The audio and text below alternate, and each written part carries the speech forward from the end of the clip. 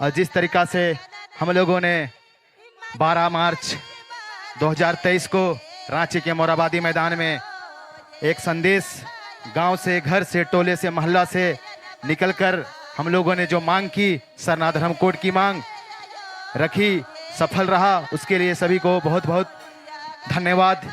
ये कोई राजनीतिक रैली नहीं थी, ये जो रैली थी सामाजिक रैली थी। सामाजिक रैली में गांव से लेके, घर से लेके सब जगह से सभी ने हिस्सा लिया और उस महारैली को सफल बनाया। और यहाँ सभी को मेरी तरफ से जय धर्मेश, जय सरना।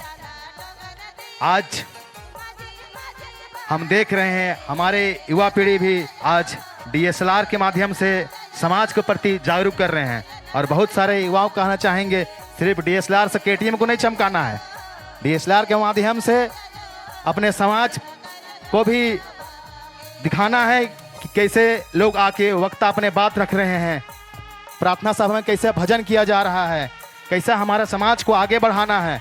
तो उस तरह का एक संदेश देना है, तभी हमारा समाज आगे बढ़ेगा।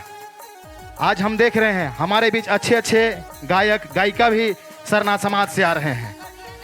पहले साज के लिए हम लोग को जयकांत श्रीकांत म्यूजिक को खोजना पड़ता था, लेकिन आज हमारे बीच हमारे समाज के युवा भी उस चीज़ में भाग ले रहे हैं और सफल बना रहे हैं।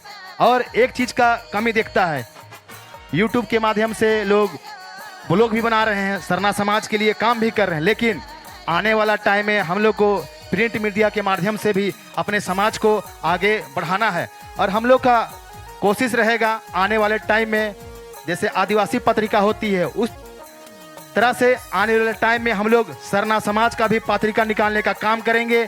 हमारे युवाओं को मौका देंगे, लिखने का मौका देंगे, बोलने का मौका देंगे, तभी हमारा समाज आगे बढ़ेगा।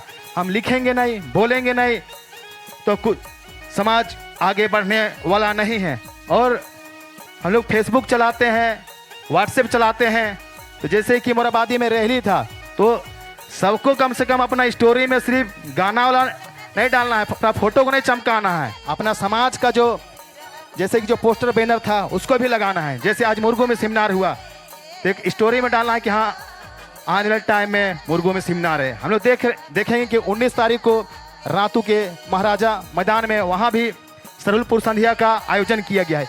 ये आयोजन इसलिए किया गया है कि हमारे समाज वहाँ जुटे, सिर्फ रातू से नहीं, विभिन्न प्रखंडों से आएंगे।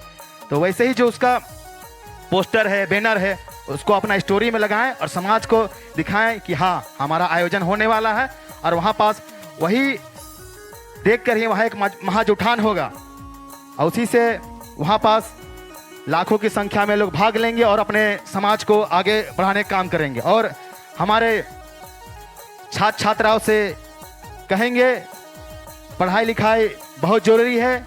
जैसे बाबा कार्तिक उरांव का जो सपना था, जगह जगह उन्होंने आदिवासी विकास विद्यालय खोला, कृषि विद्यालय खोला। यहाँ HSC में देखते होंगे सुपरिटेंडेंट के पद पर रहते हुए भी समाज के लिए कार्य किया।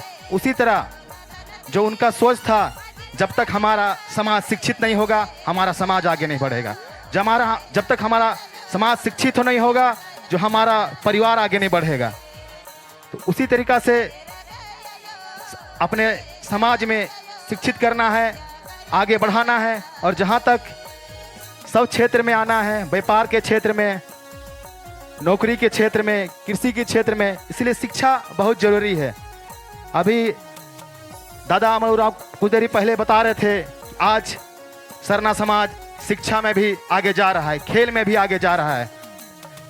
अंडर 17 फीफा वुमेन्स फुटबॉल में भी मार भात खाकर हमारी बहन अष्टम उरांव ने इंडिया के कैप्टन बनी। अभी वो लोग सेफ खेल रही है। 6 महिला खिलाड़ी झारखंड से है।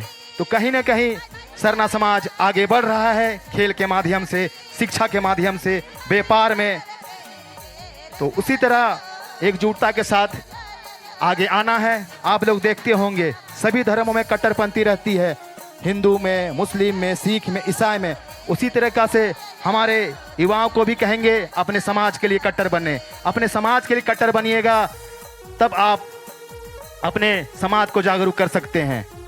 और आने वाले सरहुल पूजा करके अपने गांव से निकल के रातू में जो सरहुल जुलूस का आयोजन किया जा रहा है उसमें अपने पारंपरिक वेशभूषा में शामिल हो और रातू में विशाल जुलूस में शामिल होकर सफल बनाएं। सभी को यहाँ आए हुए माँ बाबा भाई बहन को मेरे तरफ से जय धर्म जय सरना जोहार।